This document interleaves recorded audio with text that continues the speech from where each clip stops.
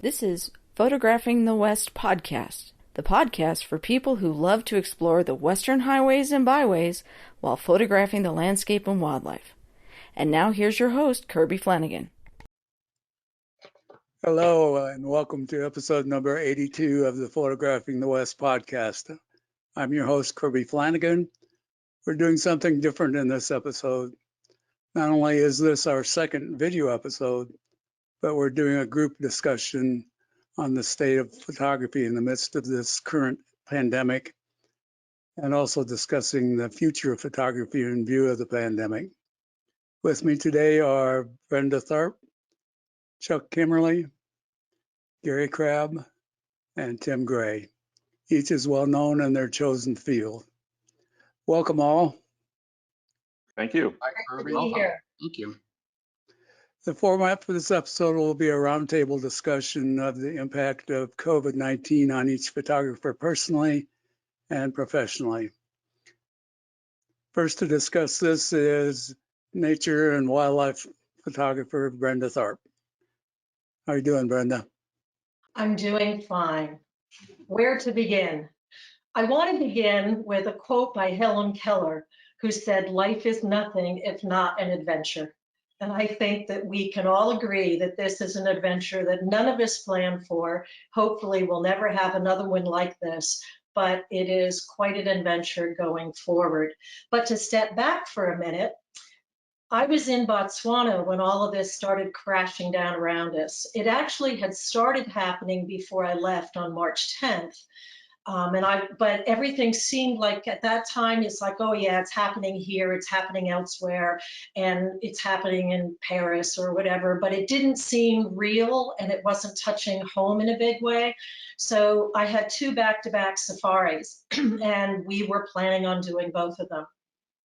So the first one went, the second one didn't, and I'll get to that in a minute. We got there, and again, everything seemed fine, and we had a great safari experience. But sadly, it was overshadowed at the meals with discussions about all of the news reports that everybody was getting on their phone because the camps had Wi-Fi, and the flight cancellations and concerns about all of that. So instead of sitting there recounting these wonderful experiences we had with the wildlife or the birds or the scenic moments, we were ending up being sucked back into these conversations about the horrific conditions that we were hearing about. And it was very surreal. You know, it still wasn't touching us. We were safe in Botswana. In fact, we joked about maybe it was safer to stay there than come home because of everything we were hearing. So that was kind of wild. And then most of the guests got out okay at the end of that safari, which was the 22nd of March.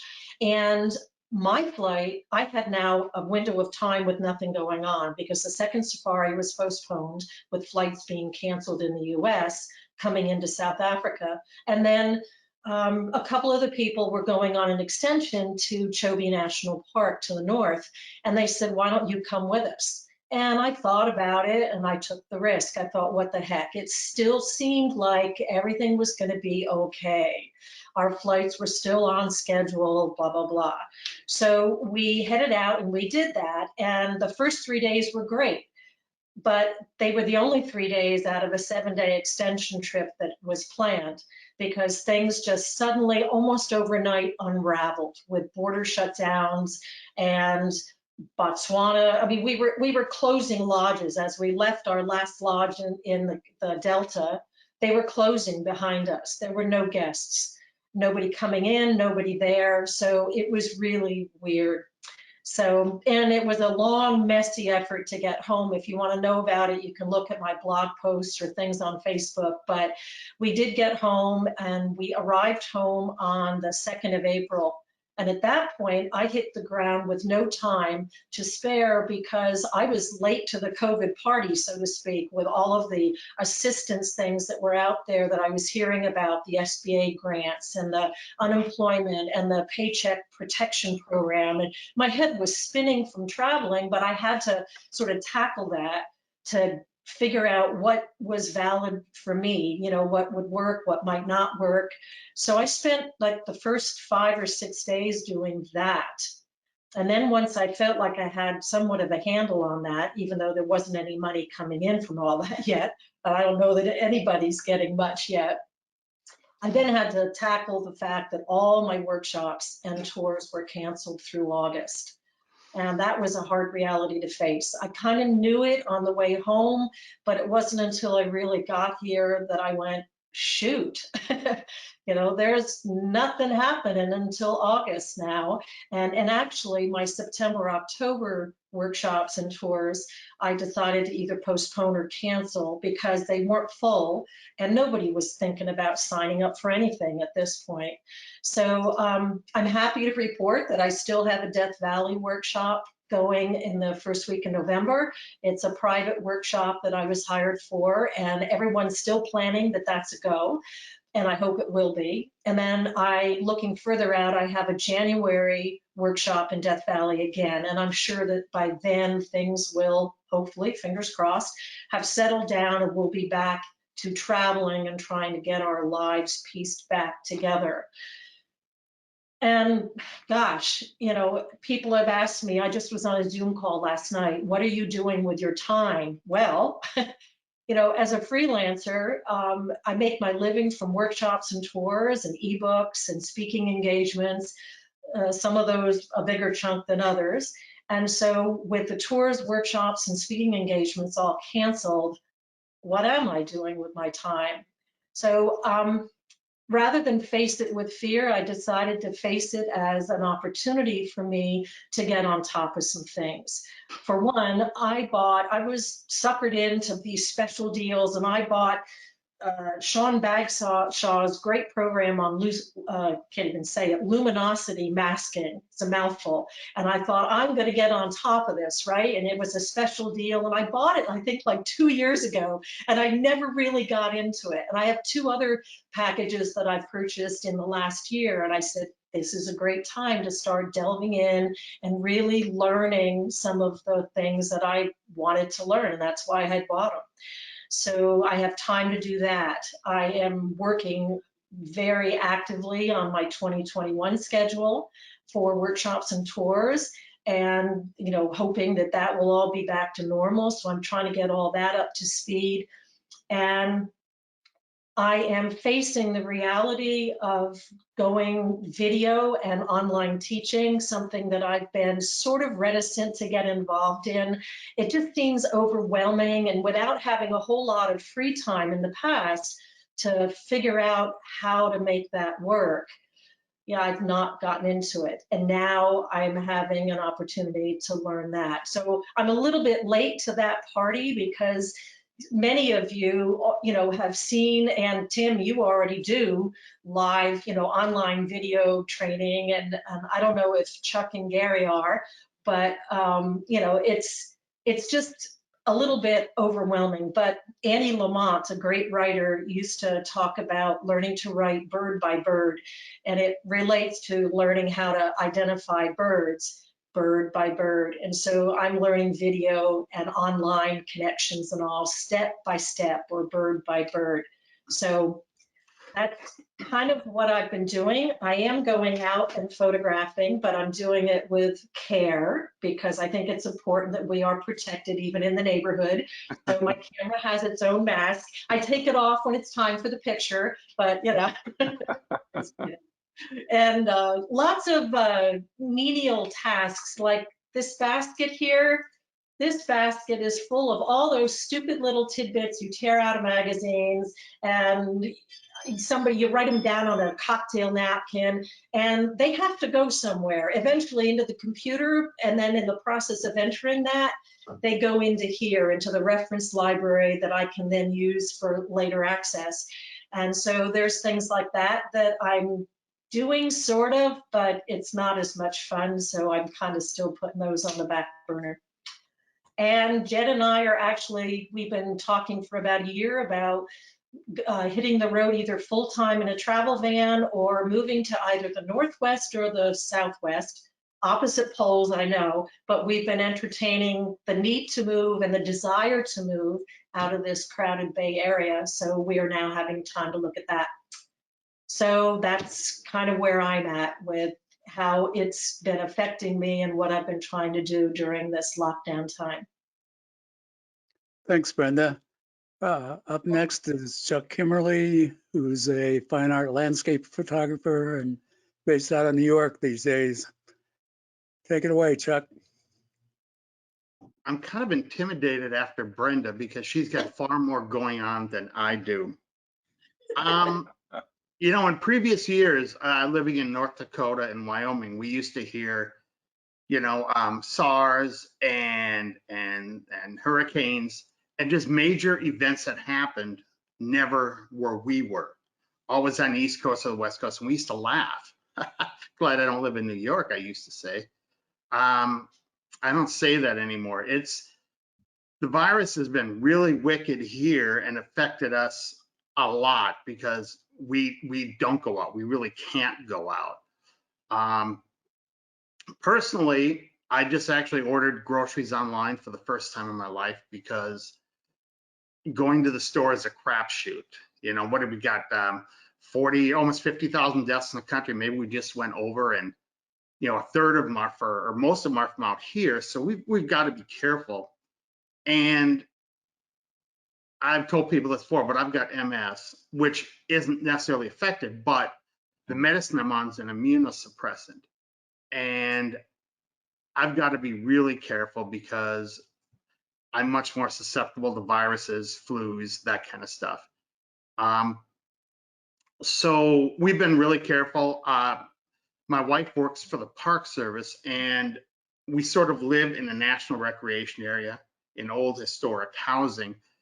It's not like New York where we live. It's very, very open, very spacious. So we can get outside, but it's a bubble and we can't really leave that bubble like I would like to.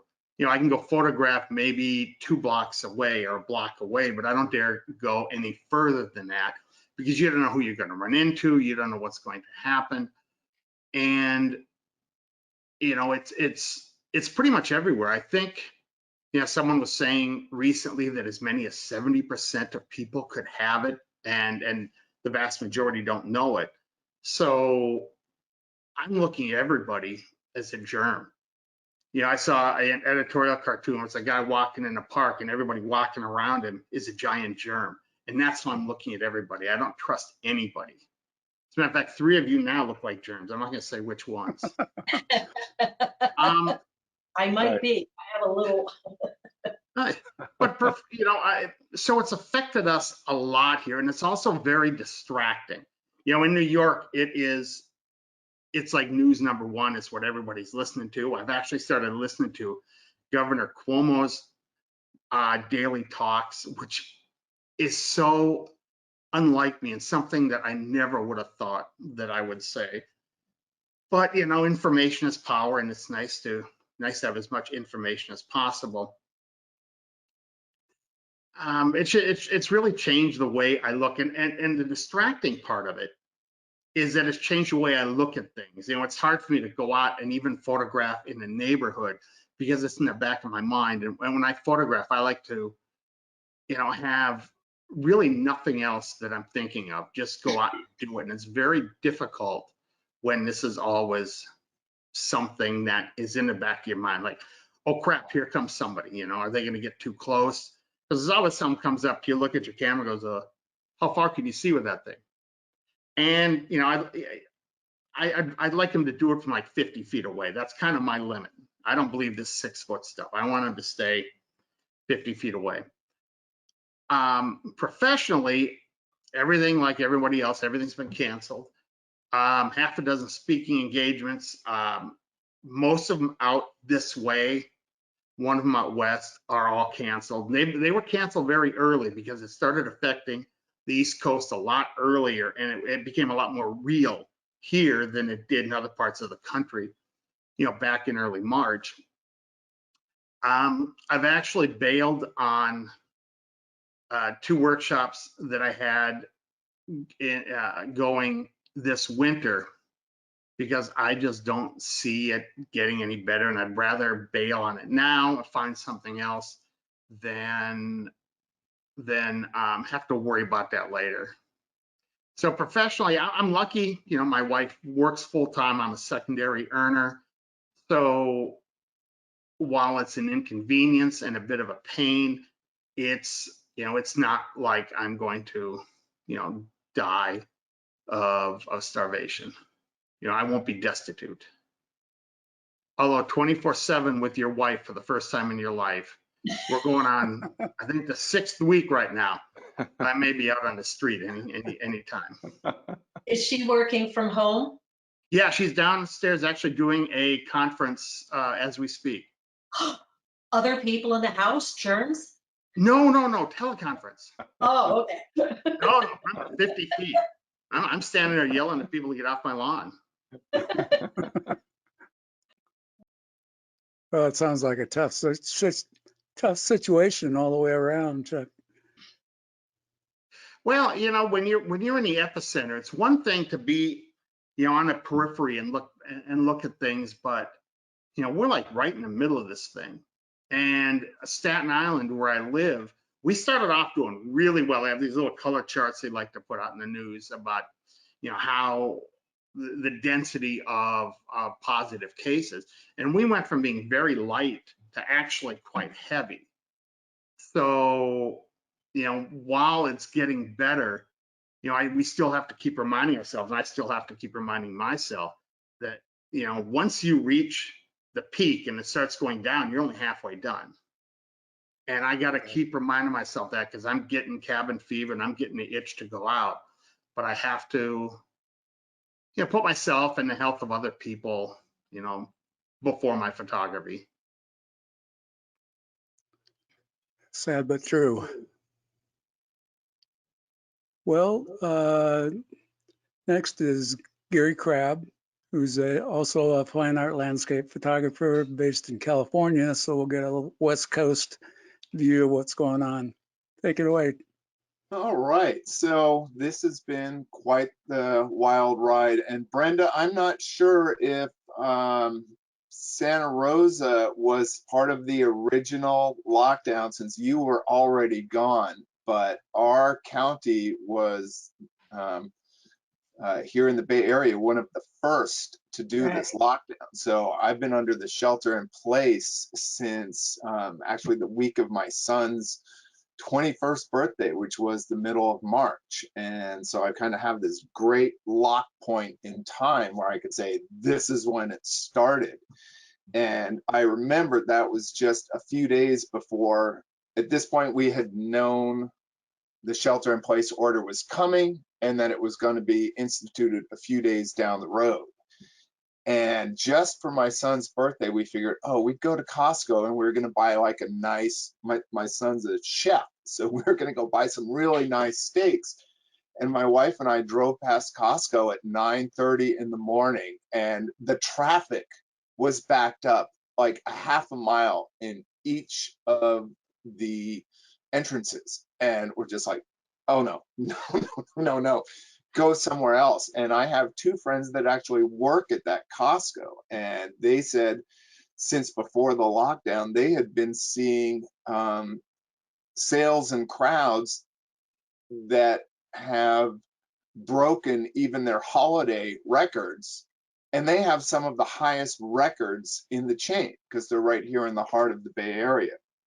So it's been a wild ride to watch it progress from that point. As far as myself personally, it's pretty interesting because my story actually goes back all the way to maybe a year ago, where I was kind of stuck through, well, a number of health issues that had kind of slowed me down at one point in terms of doing the photography. I did something nasty, which I don't recommend, ripping open one of your spinal discs to where it like oozes spinal jelly. And that actually happened twice. So I spent the entire first part of 2019 basically just down and flat. And pretty much as soon as I was recovered, I went off for a month in China and toured around and then came back. But I've also been fortunate in that I like to play multiple sides of the photography industry fence. So I've been doing, in addition to, workshops and private mentoring, in-person consulting, I also play the photo editor and photo researcher side that stems from my background. And so I've had, a number of nice corporate and private clients scattered over the time.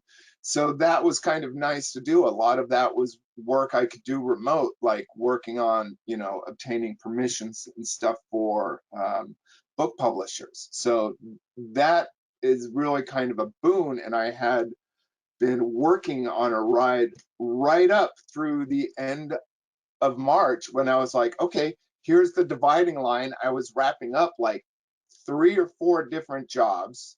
And then I was going to jump into some workshops and some travel. And literally, I was like, the weekend after my son's birthday, I was just going to jump in my truck. I had a private corporate engagement down on the coast, and that was going to be my launching point for like 2 or 3 weeks to just get out and go shoot.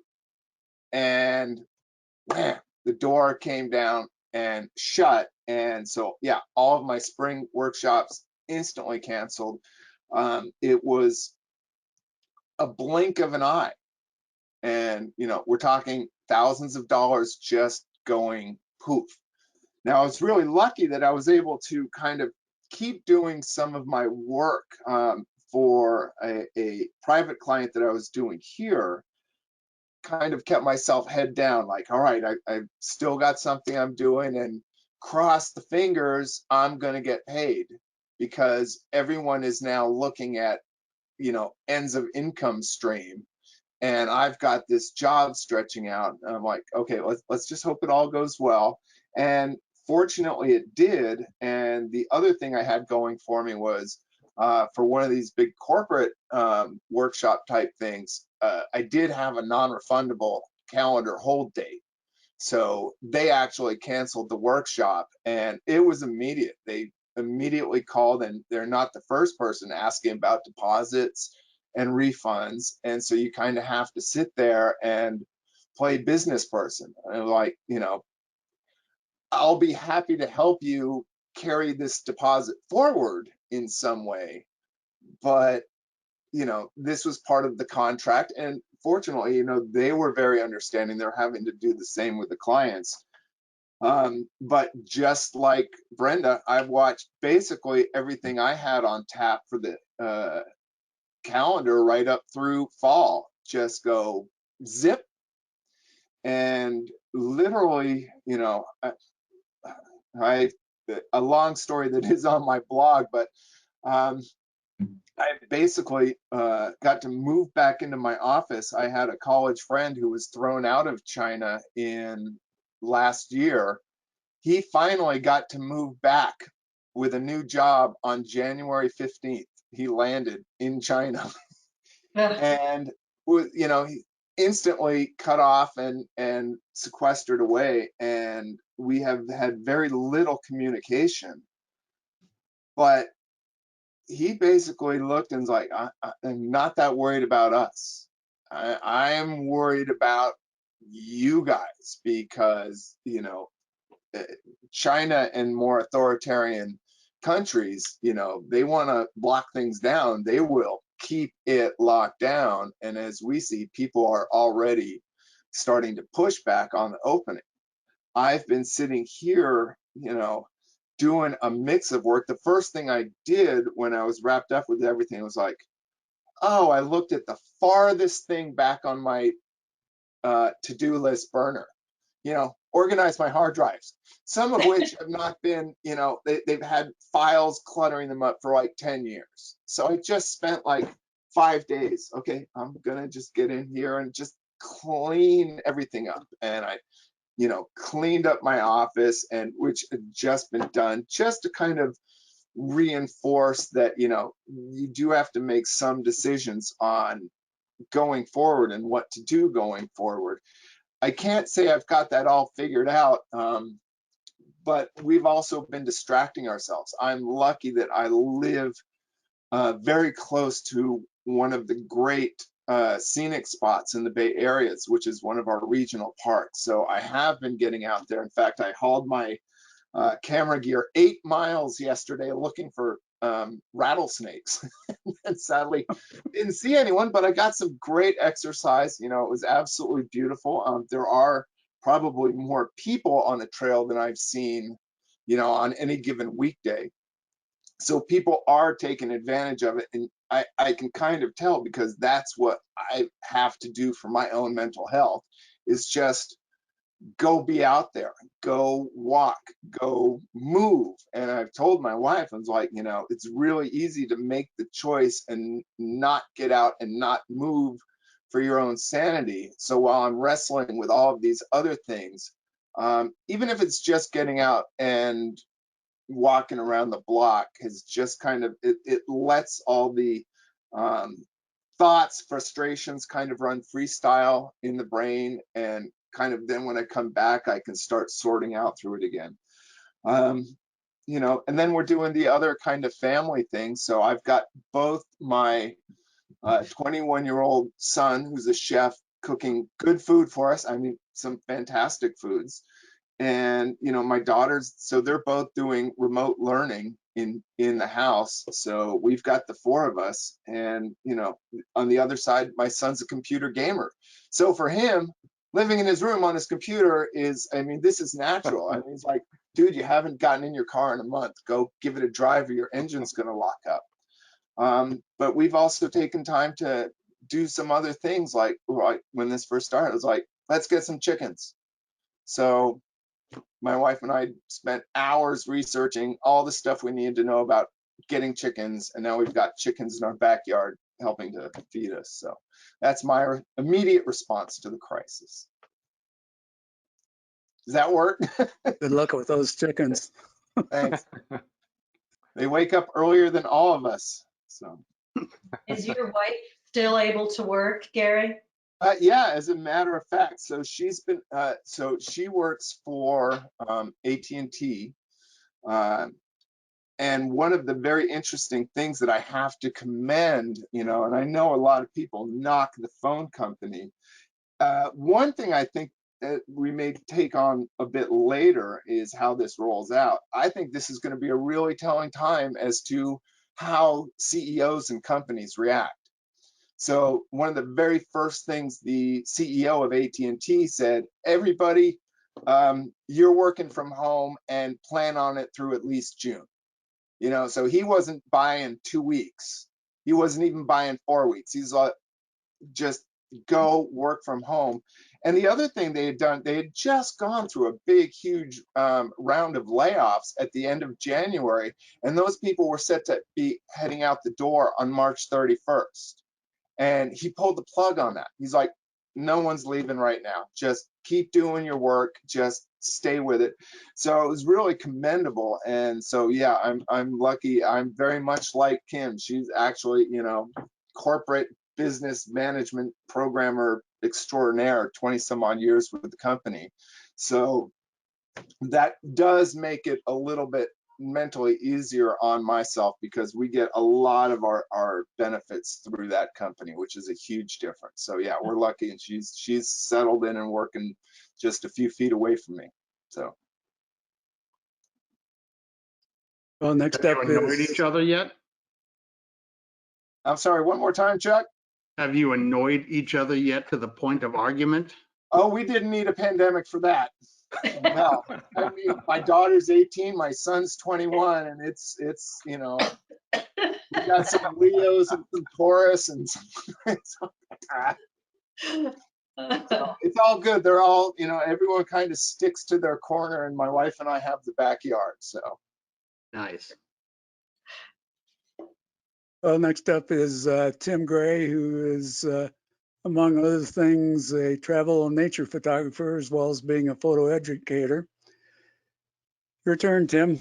All righty. Well, yeah, this is certainly dramatically changed my year, the way it was planned out. So actually a bit of a major change for me. I was living in New York City, where I'm thankfully not at the moment, and we were looking at 2020 ahead of time and already thinking about getting out of New York City, trying to figure out where to go next.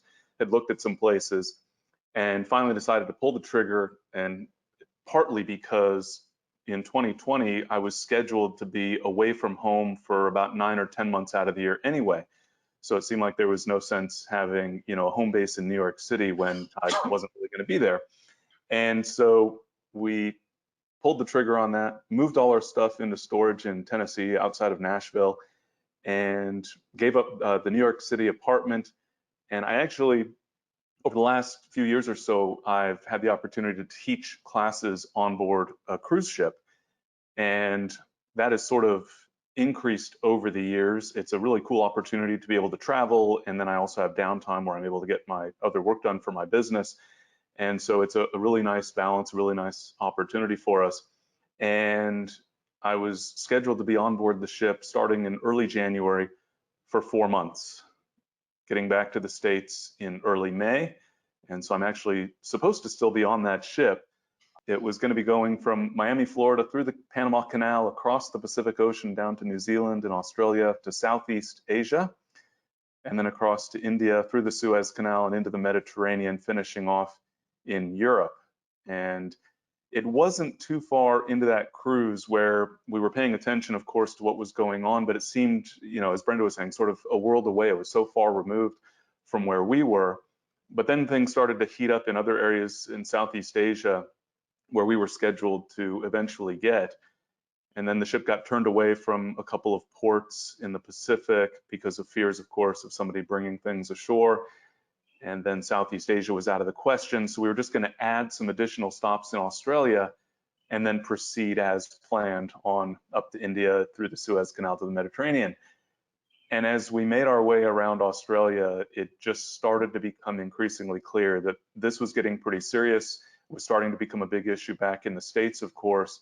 And before too long, they announced that they were discontinuing that cruise. And so we wrapped up in Western Australia in Fremantle and had a bit of a long journey with some challenges. We got to the airport at about 4 in the morning for a 7 a.m. flight, only to learn that we would not be able to connect through Auckland because New Zealand had closed their borders. So we got rerouted later on other flights, but thankfully we were able to make it back to the States and, kind of got settled in. We were, Brenda also was saying about being kind of late to the show as far as stocking up. And so we arrived and, didn't have any real supplies. Most of our stuff was already in storage. We had our luggage from the cruise and initially just stayed in a hotel for a few nights and were able to find basically temporary housing, a furnished apartment, so that we could hunker down for a little while and then go shopping and try to find basically anything because, most stores were pretty well depleted of stock. So, the first week or two was a bit of a rude awakening. We were in this little bubble, and I know you think of cruise ship during pandemic as the worst place to be, but we didn't have anybody who was sick on board, and it actually sort of felt like the safest place to be because as long as nobody brought anything onto the ship, we were going to be pretty safe. At that point, Australia didn't have very many cases at all. And so it felt like the riskiest part, the scariest part essentially, was going to be that travel home, long flights from Australia back to the States. And then just the surreal, everybody else, well, many other people anyway, were able to sort of, I think, maybe ease into it, or at least that's what it seemed like from the outside.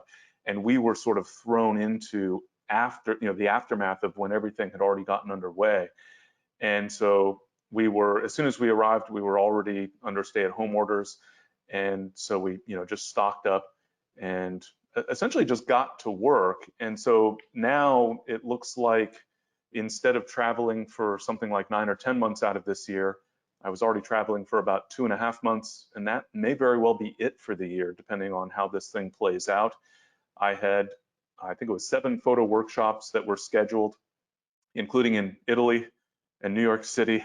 And so we've had to cancel those, of course, and workshops this year at all. And it sort of makes us nervous about what the prospects are for photo workshops in the future. I suppose, fortunately for me, a big part of my business has been online training, video training.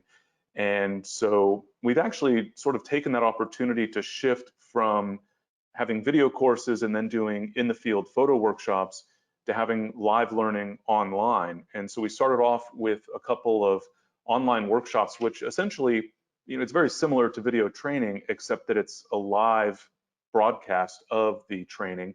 And so the students can interact, can ask questions, and so we can kind of adjust the pace and the direction of each of the virtual classroom sessions to suit the students.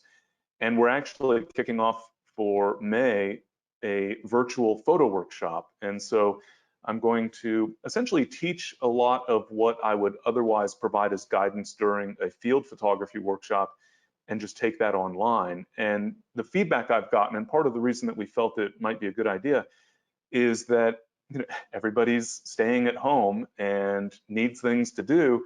And I know many photographers want to take this opportunity not only to keep themselves occupied, but also to sort of brush up on their skills, to revisit some of those lessons that they might have forgotten about when it comes to, exposure and composition.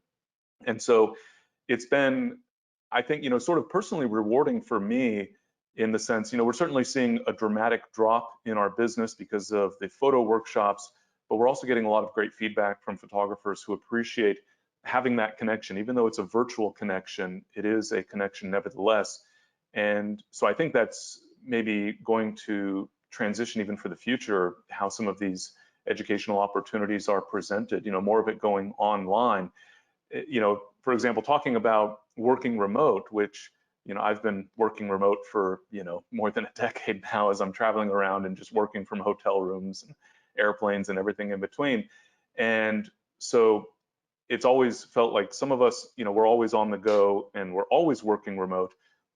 Other people with, corporate jobs, it seemed like they certainly could work remote, but they're not. And I think this might shift a lot of that so that we're doing more of these things, taking advantage really of the technology, the ability to work online rather than always to have to be in person. So, I think some of this, it'll be interesting to see. It's part of what I think is most fascinating for me is to see how this changes, social interactions permanently. If there's a vaccine, are we just going to go back to 100% normal, or will there always be a little bit more of an element of social distancing? And if there's not a vaccine, then, how dramatically is it going to shift the way that we interact with one another? And so, for me, I went from traveling, for the last 5 years, anything from maybe 6 months on the short end to 9 or 10 months on the longer end. And it looks like, that may be a thing of the past, at least in terms of those extended trips. It, remains to be seen what's going to be possible with the way the world is going to change due to this pandemic. Obviously in the short term, it's dramatic. And so the big question is just what's going to happen in the longer term. So like I say, for me, it's, obviously dramatically changed my travel schedule, and it's just shifting. And, the shifting of the business, you're going to online workshops, for example, it doesn't really raise any alarm bells for me. It doesn't cause any great concern, in part because this is sort of what we've always done, just pivoting with technology. So for example, I used to write books as a primary outlet for my education, and that started sort of dwindling as video training became more of an opportunity. And I think a better way in many respects for people to learn various things, to actually see and hear sort of in real time a task rather than reading and having to try to translate that to the actual tasks you need to perform. And so similarly, shifting from field photography workshops to online workshops, we're just trying to make the best of the circumstances and shift our business in ways that we can continue to survive and hopefully thrive as things move forward. Thanks, Wow. Tim. You sound better prepared than I am when it comes to the online. And as you said, you've been doing it for so long. It was a natural transition for you where it wasn't for me. Right. So, yeah. Yeah, well, for me, it's funny. I'm sure all of you have heard people joking about how, I've been practicing social distancing for decades now. And so, the nature of my work is such that I spend a lot of my time just, sort of working in my own little bubble. the only time that I'm really interacting a lot with other photographers in person is at events or photography workshops, which is a minority of my schedule over the year. And so in a lot of ways, it kind of just feels like normal life, except for the part about not traveling much at all for the time being. Thanks, Tim. That makes a nice segue, I think, into our next discussion, which is what's the future for photography? Is it going to go back to normal this time next year, or are we all going to be doing online stuff exclusively, or somewhere in between? What's everybody think? Well, Brenda? I can- The optimist. I mean, Here we are. We're all jumping in at once because we're all bursting with ideas. You tell us who should go, Kirby. Go ahead, Brenda. You started. Okay. Well, I think for the remainder of this year, as we all know, most field workshops and tours are a wash. There, I'm going to be lucky if I have the Death Valley ones going, even into early 2021. I'm idealistically planning for 2021 and beyond, but with the realization that things are going to change. I think also what we're going to see is, in a way, maybe a leveling of the playing field.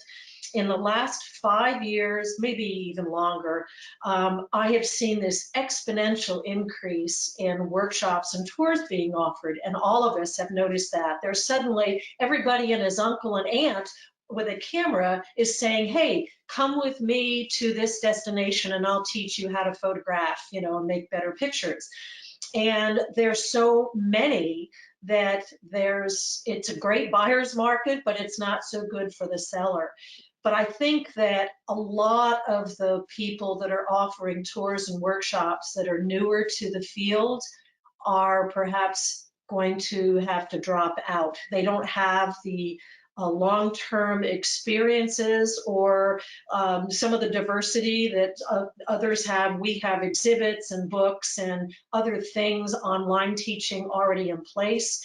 And those that don't are going to really have a difficult time, I think, waiting out the remainder of this year to see what 2021 might bring. That's just sort of my hit. So I think we'll see a downturn in the amount of things that are being offered as far as field trips go, and a lot more online.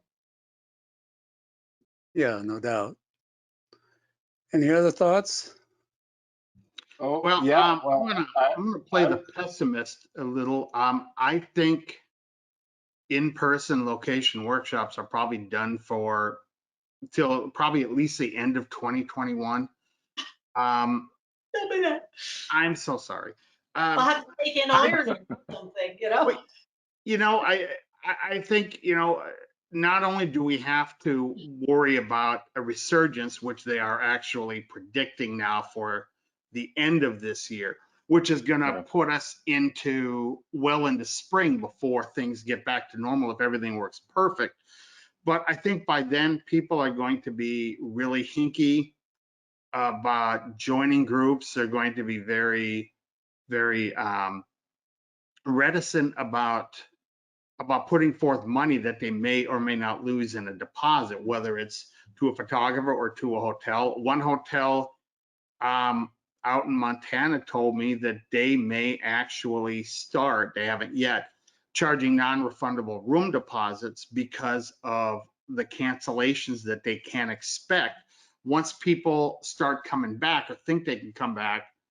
And then if something else happens and there's another resurgence, they're all going to cancel, and the hotels are going to need to, protect themselves and their workers. So they're thinking about going that route. So it's going to be very difficult to convince people, I think, to start rejoining workshops anytime soon. I think Brenda's right that some of the less prepared are going to drop out. On the other hand, a lot of these younger people in the 20s and 30s who have maybe been a photographer for just a few years, but they're teaching workshops, are much more prepared to go online than we are. It took me 10 minutes to figure out the buttons to press to get here. Okay, well, not like quite 10, but you get the idea. And you know, some of these kids are programming their own things, and I think that this could really help some of the younger generation of photographers shine with photo education, because they're going to be prepared to do it online much more easily than we are. You know, I don't find it as fulfilling or as interesting doing it online, even though I think that's the future for the short term. Gary? Yeah, I'd like to just chime in. So I come at this with a kind of an interesting background perspective.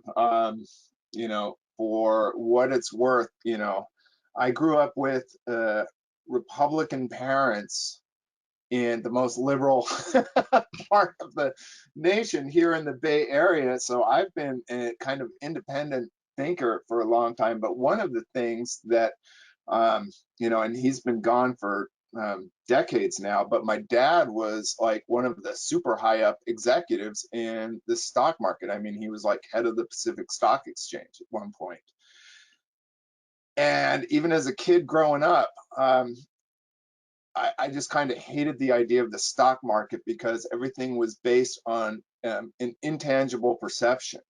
But the reality is that, and as it regards to travel and where we're all going to be, the bigger thing to me is not the virus shakedown, because somehow that will work itself out, but how we all kind of navigate the economic impact of it as we start into this virus. I mean, I was just thinking on the trail. Oh, and as one other side note, right in January, my wife and I had booked a nearly month-long trip to Italy for our 30th wedding anniversary, and we were going to do a nice circumnavigation. And I think we basically just pulled the plug on all of that travel.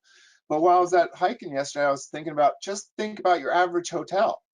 How are they going to ensure that, you know, especially if you have someone with a compromised system, and, you know, my mom is now in her upper 80s, still fighting this idea that she's old. She doesn't want to be old. But right now, since she doesn't drive, the one thing she wants to do most to have a normal life is just go to the store. She just wants to go to the grocery store and shop because that defines her life.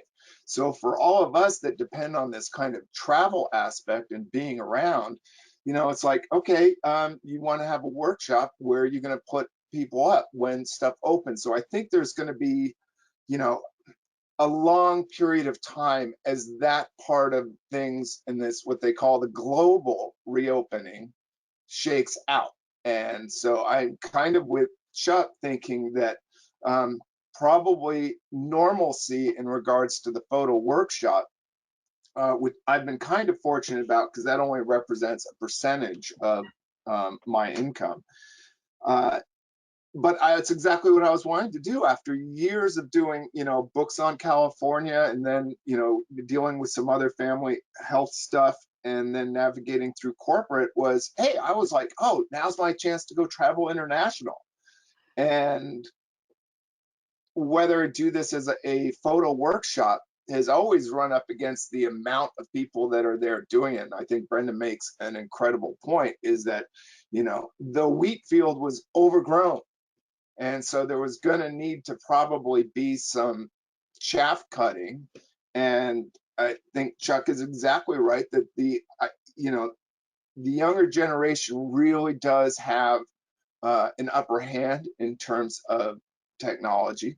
I mean, I've been doing some consulting kind of one-on-one with Skype, but I've made it so that I've done most of my client farming right in my immediate area. So for that kind of work, you know, the transition into what we're doing here is, you know, relatively easy. But I see it very much the way when the photography stock market kind of crashed. You know, there were so many photographers back right at the end of or the start of the digital era that were pulling in, you know, high five figures, high, you know, or low six figures, you know, fairly easily through their stock income, and that's already kind of slid way down. And what happened then was you saw a huge jump into teaching the workshops and doing the travel workshops. And, you know, as Tim said, watching the publishing industry go down, you know, my aunt was, or my stepmother-in-law was director of sales and marketing for a publishing company. And she's like, yeah, it's time to retire, you know, because all of the publishing, my book publishers now aren't putting out the same kind of material. The cost for the contracts and the compensation has just gone down. And so that's kind of when you saw the shift to self-produced content, video content. And I think what we're going to see is that same kind of post Titanic sinking below the waves, and everyone jumps onto the one available platform that they have. So I think we're going to see some kind of overcrowding in this area too, but it's going to come down to the people that produce the good content will continue to make it through.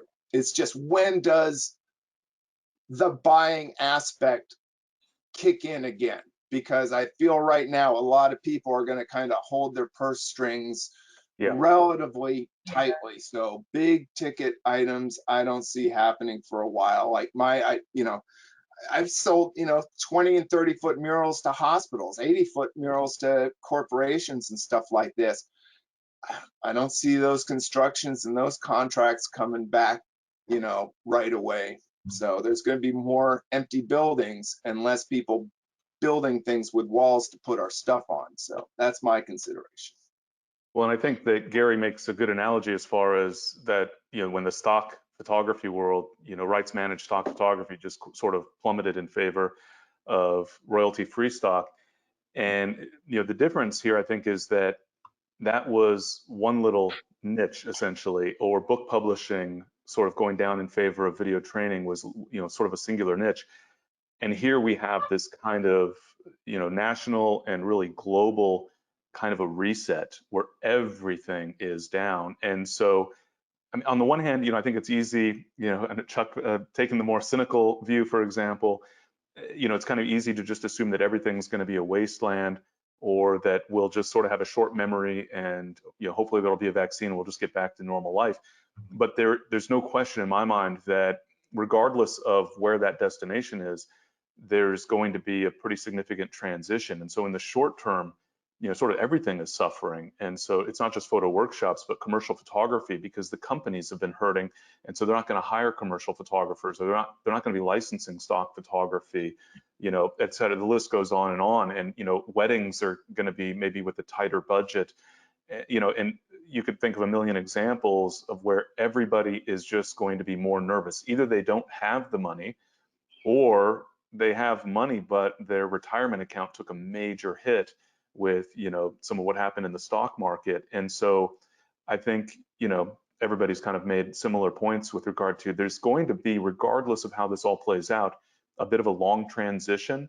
And so when it comes to photography, for photographers, whether it's just a hobby or it's a commercial pursuit, I think the key thing is to stay focused on your craft and to educate yourself as best you can in the meantime, so that you're as well prepared as possible as things, hopefully as quickly as possible, start to recover and we start to see, some more life breathed into the economy, that, everyone can be well positioned to make the most of it and make that recovery as fast as possible.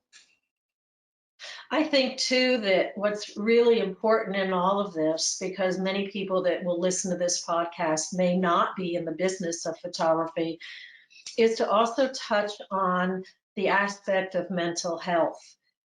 We are all in photography, those of us that are here on the screen right now, because of a passion for it.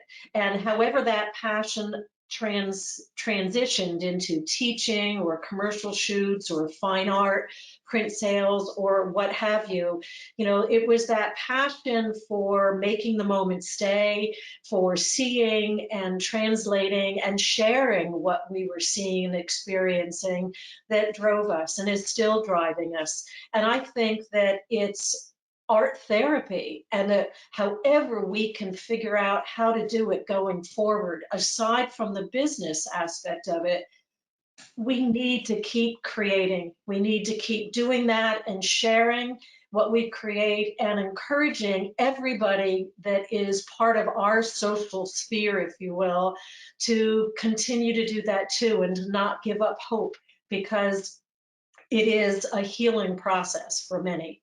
And aside from making money from it, it's got to be at the core of our being to create and make the world a better place while we can, by sharing how we see it. Well said, Brenda. Yep. That was the therapy side of me. In.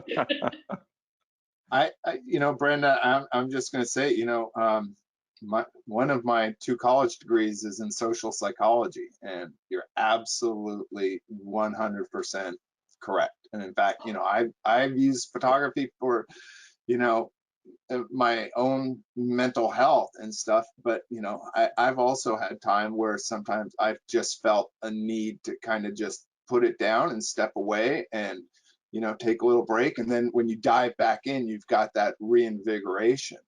And the one thing I will say, probably part and parcel to a lot of the listeners here, is that probably one of the most things when I lead my own workshops or have small groups come to me to teach them, it's almost invariable that more than one person in any given group will say, well, I used to take pictures and I'm just kind of like, picking it up again. And they all kind of do that with a transition in life. It's like something happened or some change, and they said, oh, here's this thing I used to do. And they pick it back up and say, oh, it becomes fresh for them again. And they want to say, oh, I need to learn this. I haven't done it for 25 years. And, I think we may see a lot of new people kind of doing that when they're stuck in this, that there may be a segment of people that just, they are looking for something to give them a little bit of a relief. And I think, the people that are able to put that out there and find those kind of avenues will probably fare personally better, when they tap into some creative outlet. And that's, I think, kind of like you're seeing the surge in gardening, like news reports are all, oh, the garden stores are going crazy. People are going to be looking for anything to give them some sort of rudder guidance through this. And what you say, on a big picture scale, keeping that creativity and that kind of self-centered focus for the spirit, and maintaining that is going to be crucial, I think, to everyone coming up. Any thoughts, Chuck? I hate to say I got nothing after all of that. I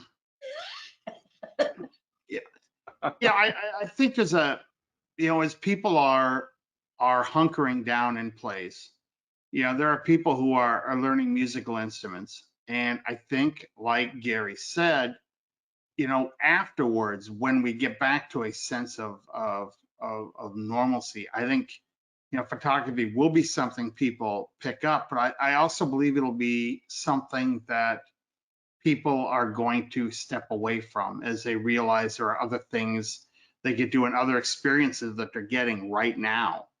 A lot of people are, like I said, they're teaching themselves a musical instrument. They're teaching themselves COBOL so that they can have a job. You're dating yourself. What's that? You're dating yourself. Is Cobalt still around?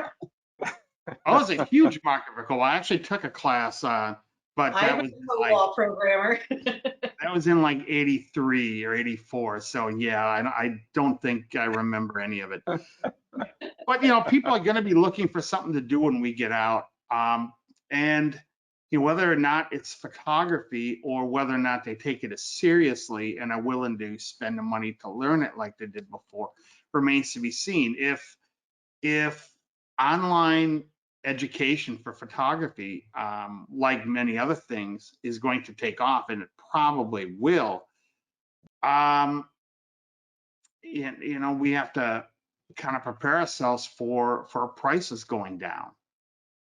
People may not be willing to pay as much for an online class, but they may be more willing to take more classes.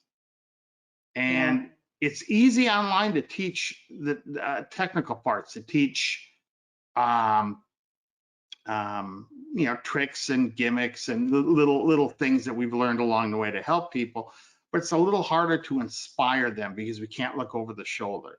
We can't be there to sort of take them by the shoulder and just turn them 5 degrees to the right and give them an idea of what else is out there. So I think the whole paradigm of photography education, photographic education, I think it's going to change as people get used to being online. This is only, I think, my second or third group meeting and online, and I don't know if I like it yet, but if I find out I do, I may end up being like a lot of other people and wanting more of it. Because there is something to be said about sitting here, and I got a nice shirt on, but I can guarantee you I'm wearing sweatpants. You can't do that in a group work, in like a location workshop. So, as technology changes, as the younger generation gets older, I think things are just going to change well after this virus is forgotten. Very true. Tim, any final thoughts? Well, I think, the most important thing is sort of to Brenda's point about, focusing on the mental health and, maybe slightly, countering a little bit Chuck's pessimism on some level. It's possible we'll come out the other end of this and people will be all the more enthusiastic about a creative outlet, including photography. And so maybe we'll see, a little bit of a boom. It'll certainly take a bit of time, naturally, because we've all gotten a little scarred by what's happened, both the fears of the pandemic itself and the repercussions financially of what's gone on. And so it's going to be, I think, a slow transition. But I do think, people are surprisingly resilient in so many cases. And so I certainly expect that we'll get through this. We'll get through this stronger. There's no question it's going to change the landscape. It probably will change the landscape of photography in general, and certainly of photography education. But I like to believe that that's going to be simply a change, a transition to something that's different and that's not necessarily any worse than what we have today, or what we had before, Right. Things drastically changed recently. Yeah, we can hope. Well, thanks everybody for a great discussion. Thanks. Yeah, Kirby, can I just chime in with one last thing that I thought of on the trail yesterday? Sure. Without regards to saying anything current to American politics, but it struck me like at this level, this is our moment in history. People are going to look back worldwide at this time. And so, we're all going to have to travel this road together.